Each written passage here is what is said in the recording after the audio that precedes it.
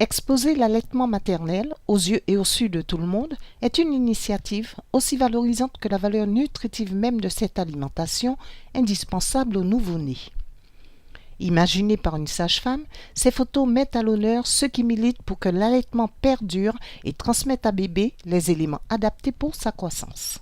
C'était une exposition déjà pour les patientes, pour nos jeunes accouchés, pour les femmes qui sont enceintes et qui fréquentent la maternité. C'est pour qu'elles soient informées des bienfaits de l'allaitement maternel et aussi qu'elles aient des astuces pour comment mettre bébé au sein, comment se débrouiller avec un bébé qui n'a pas forcément envie de téter. Voilà, c'est des petites astuces et des conseils et des informations au sujet de l'allaitement maternel. J'ai eu de très bons retours. Déjà uniquement le projet a été très bien accepté par les collègues qui sont en vedette en plus sur toutes ces photos. Parce que du coup, comme ça, ils ont pu s'impliquer davantage dans le projet et puis se sentir davantage aussi concernés par l'allaitement maternel.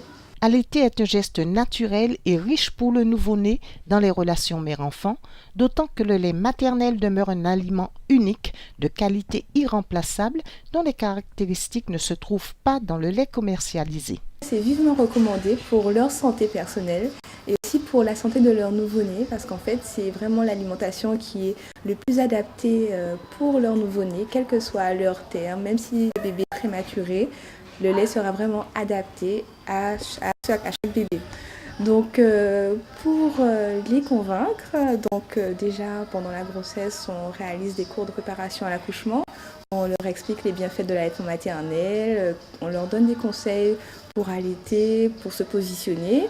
Alors au niveau de la maternité, on leur explique à nouveau que c'est effectivement plein de bienfaits pour la santé de leur bébé, pour leur santé. Et donc du coup, souvent, si elles sont un peu réticentes, on leur demande d'essayer.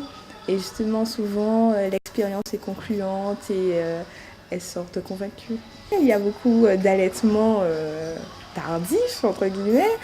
Et ce sont des mamans qui sont comblées. Souvent, les mamans ont autant de plaisir que les enfants à allaiter. Et c'est vraiment un partage, un échange pour tous les membres de la famille.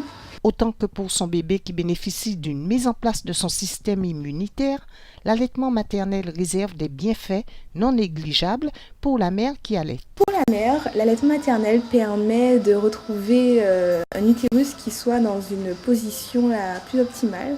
Donc ça favorise l'évolution utérine. En plus, ça favorise la prévention, ça prévient les cancers du sein, des ovaires, ça peut aussi prévenir l'ostéoporose.